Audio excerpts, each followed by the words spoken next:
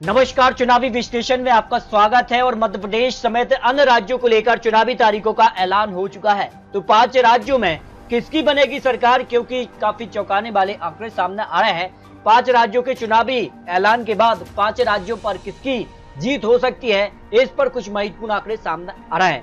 5 राज्यों के लिए राजस्थान, मध्य प्रदेश, तेलंगाना, छत्तीसगढ़ और मिजोरम में यहाँ चुनावी तारीखों का ऐलान हो चुका है। और किसके पाले में जाएंगी और जीत का पंजा कौन लगाएगा, इस पर कुछ महत्वपूर्ण आंकड़े सामने आ रहे हैं। क्योंकि 5 राज्यों को लेकर अपने अपने जीत के दावे सामने आ रहे हैं, लेकिन किसकी जीत के दावे में कितना दम है, इस पर 5 राज्यों पर महत्वपूर्ण आंकड़े सामने आ रहे हैं। तो शुरुआत करते हैं तेलंगाना को लेकर, जो सी वोटर का सबसे लेटेस्ट और सबसे ताजा ओपिनियन पोल सामने आ रहा है। 119 सीटें तेलंगाना में आती हैं और दक्षिण भारत का महत्वपूर्ण राज्य है। लोकसभा चुनाव के लिए इस राज्य के नतीजे काफी महत्वपूर्ण माने जा रहे हैं। और यहाँ पर कांग्रेस को 39% वोट शेयर, बीजेपी 16%, बीआरएस को 38 और अन्य के पक्ष में 7% वोट शेयर जा रहा है। इस हिसाब से सीटों की बात की जाए तो यहाँ कांग्रेस को 48 से 60 विधानसभा सीटें, जबकि बीजेपी 5 से 11 सीट, बीआरएस 43 से 55 सीट और अन्य के पक्ष में 5 से 11 सीट जा सकती है। इस हिसाब से अगर बात की जाए तो तेलंगाना में बड़ा उलटफेर देखने को मिल सकता है। तेलंगाना में कांग्रेस सरकार बना सकती है, जो अनुमान ओपिनियन पोल के हिसाब से लगाया जा रहा है। तेलंगाना में कांग्रेस और बीआरएस में कड़ी टक्कर देखने को मिल सकती है, जो यहाँ पर अनुमान सी वोटर ने लगाया है। जबकि मिजोरम को लेकर भी 40 सीटें आती हैं और सी वोटर का जो ओपिनियन पोल सामने आ रहा है, इसमें मिजो नेशनल फ्रंट को 31% वोट शेयर, कांग्रेस को 28%, जेडपीएम पार्टी को 27 और अन्य के पक्ष में 14% वोट शेयर जा सकता है। सीधे तौर पर बात की जाए तो बीजेपी यहाँ पर काफी पीछे नजर आएगी, क्योंकि यहाँ पर वोट शेयर के मामले में काफी पीछे नजर आ रही है। सीधे टक्कर कांग्रेस और एमएनएस पार्टी में दिखाई दे रही है। और यहाँ पर किसका पलड़ा भारी हो सकता है, तो मिजो नेशनल फ्रंट को 13 से 17 सीट, वहीं कांग्रेस को 10 से 14 सीट, जेडपीएम पार्टी को 9 से 13 और अन्य के पक्ष में 1 से 3 सीट जा सकती है। इस तरह से अगर बात की जाए तो मिजो नेशनल और कांग्रेस के बीच कड़ी टक्कर देखने को मिल सकती है, यानी मिजोरम में भी बड़ा उलटफेर देखने को मिल सकता है। जबकि छत्तीसगढ़ को लेकर यहाँ पर 90 सीटें आती हैं और छत्तीसगढ़ को लेकर जो ओपिनियन पोल सी वोटर ने जारी किया है, इस हिसाब से दक्षिण रीजन से कुल 12 सीटें आती हैं, जहाँ कांग्रेस को 40% वोट शेयर, बीजेपी को 42% और अन्य के पक्ष में 12% वोट शेयर जा रहा है। इस हिसाब से सीटों की बात की जाए तो कांग्रेस को 6 से 10 सीट, जबकि बीजेपी को 2 से 6 सीट, अन्य के पक्ष में 0 से 1 सीट की संभावना दिखाई दे रही है। उत्तर रीजन भी महत्वपूर्ण माना जाता है छत्तीसगढ़ को लेकर, क्योंकि 14 सीटें आती हैं और जो सी वोटर का ओपिनियन पोल है, उस हिसाब से कांग्रेस को 41% वोट शेयर, बीजेपी को 47%, अन्य के पक्ष में 12% वोट शेयर जा रहा है। जबकि सीटों की बात की जाए तो कांग्रेस 2 से 6 सीट, बीजेपी यहाँ 8 से 12 सीट, अन्य के पक्ष में 0 से 1 सीट जा सकती है। इस तरह से अगर बात की जाए तो छत्तीसगढ़ को लेकर अब तक 2 रीजन के आंकड़े में, एक रीजन पर कांग्रेस तो एक रीजन पर भारतीय जनता पार्टी का पलड़ा भारी नजर आ रहा है। लेकिन जो सेंट्रल रीजन है, 64 सीटें हैं, निर्णायक होती हैं, हार और जीत के बीच एक महत्वपूर्ण कड़ी है। और यहाँ पर किसका पलड़ा भारी नजर आ रहा है, कांग्रेस को 40% वोट शेयर, बीजेपी को 43%, अन्य के पक्ष में 11% वोट शेयर जा रहा है। और सीटों की बात की जाए तो कांग्रेस को 34 से 38 सीट, भारतीय जनता पार्टी को यहाँ 26 से 30 सीट, अन्य के पक्ष में 0 से 1 सीट की संभावना दिखाई दे रही है। छत्तीसगढ़ का फाइनल आंकड़ा 90 सीटों के लिए जो सी वोटर का ओपिनियन पोल है, उस हिसाब से यहाँ कांग्रेस को 45% वोट शेयर, बीजेपी को 44%, अन्य के पक्ष में 11% वोट शेयर जा रहा है। यहाँ पर सीटों की बात की जाए तो फिर 45 से 51 सीटों पर कांग्रेस, जबकि बीजेपी 39 से 45 सीट, अन्य के पक्ष में 0 से 2 सीट की संभावना दिखाई दे रही है। इस तरह से अगर बात की जाए तो छत्तीसगढ़ में कांटे की टक्कर है, लेकिन कांग्रेस को बढ़त देखने को मिल सकती है। जो बहुमत का आंकड़ा यहाँ पर 40 सीट है, उसको कांग्रेस भी पार कर सकती है, जबकि बीजेपी इसके करीब दिखाई दे रही है। यानी छत्तीसगढ़ में किसी की भी सरकार बन सकती है। फिलहाल आंकड़ों के हिसाब से कांग्रेस का पलड़ा भारी नजर आ रहा है। अब तक 3 राज्यों का ओपिनियन पोल सामने आया है, जहां पर तेलंगाना में कांग्रेस और बीआरएस में कड़ी टक्कर है, मिजोरम में भी कांग्रेस है, यहाँ पर मिजो नेशनल फ्रंट के बीच कड़ी टक्कर है, जबकि छत्तीसगढ़ में भारतीय जनता पार्टी और कांग्रेस के बीच कड़ी टक्कर देखने को मिल रही है। जबकि मध्य प्रदेश भी महत्वपूर्ण माना जा रहा है और मध्य प्रदेश में 230 विधानसभा सीटें आती हैं, जहां कांग्रेस ने 2018 में यहाँ पर सबसे ज्यादा सीटें हासिल की थी।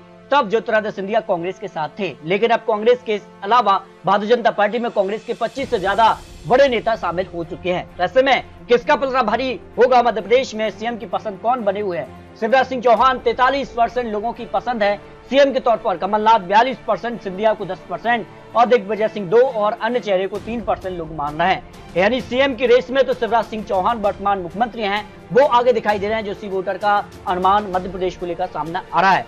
जबकि मध्य प्रदेश को लेकर पीएम की पसंद कौन बने हुए हैं, या मोदी जी या 57% लोगों की पसंद है, जबकि राहुल गांधी या 19%, कांग्रेस का कोई और चेहरा हो सकता है 2%, विपक्ष का कोई और चेहरा, जिसमें नीतीश कुमार, ममता बनर्जी या फिर जिसका से नए आंकड़ों पर, नए यहाँ पर चेहरों पर 13% लोग मानना है, पता नहीं ऐसे 9% लोग आते हैं। यानी मध्य प्रदेश में पीएम तो यहाँ मोदी जी को ही लोग सबसे ज्यादा पॉपुलरिटी दे रहे हैं। जबकि अगर बात की जाए ओपिनियन पोल के हिसाब से मध्य प्रदेश में किसकी बनेगी सरकार, चंबल रीजन से 34 सीटें आती हैं।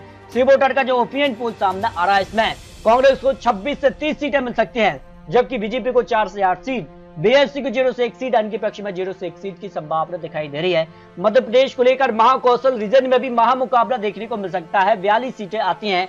वोट शेयर में कांटे की टक्कर है, लेकिन सीटों की बात की जाए तो यह 21 से 25 सीटों पर कांग्रेस या बीजेपी 17 से 21 सीट पर, बीएसपी 0 सीट, अन्य के पक्ष में 0 से 1 सीट दिखाई दे रही है। यानी महाकौशल में भी महामुकाबला देखने को मिल सकता है।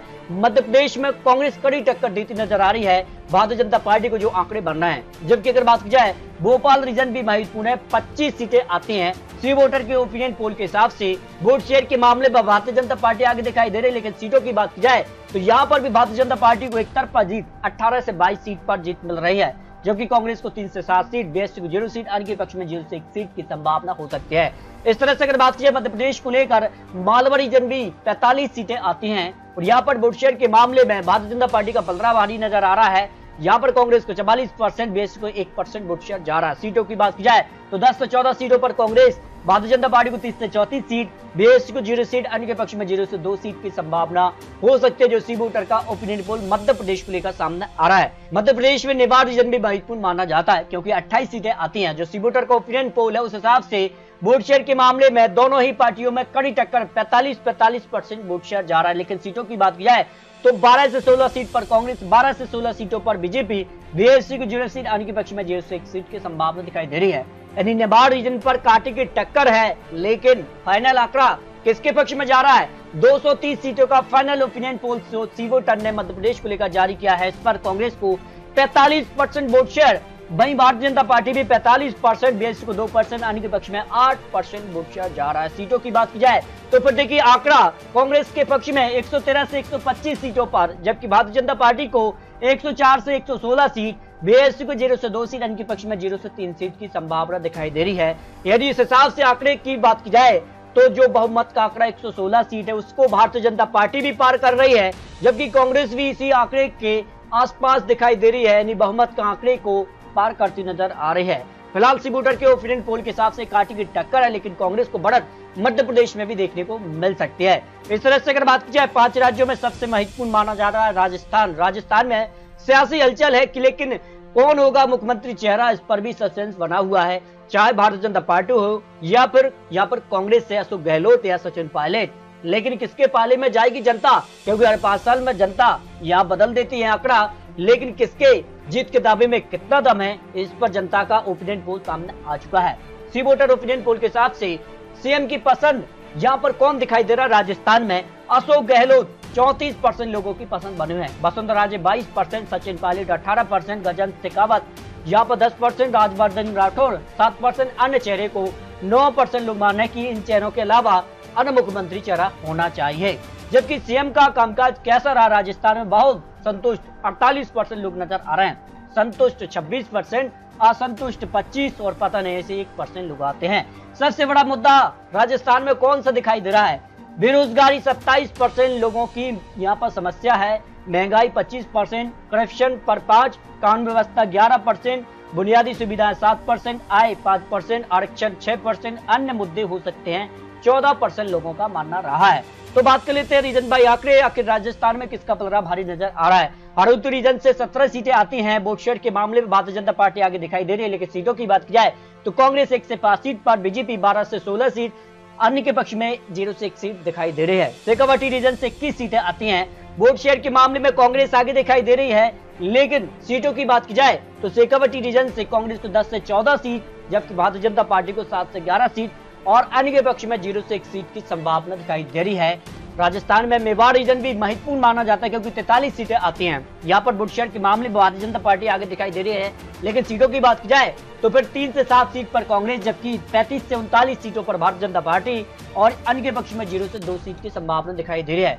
डोडा रीजन भी महत्वपूर्ण है, क्योंकि 58 सीटें आती हैं। सी वोटर ओपिनियन पोल के हिसाब से कांग्रेस को 46%, भारतीय जनता पार्टी को भी 40%, अन्य के पक्ष में 8% वोट शेयर जा रहा है। सीटों की बात की जाए तो कांग्रेस को 25 से 29 सीट, भारतीय जनता पार्टी को 29 से 33 सीट, अन्य के पक्ष में 0 से 2 सीट की संभावना सी वोटर ओपिनियन पोल ने लगाई है। बाड़मेर रीजन से भी 61 सीटें आती हैं। वोट शेयर के मामले में यहाँ पर कांग्रेस को 42% तो भारतीय जनता पार्टी को 47% वोट शेयर जा रहा है।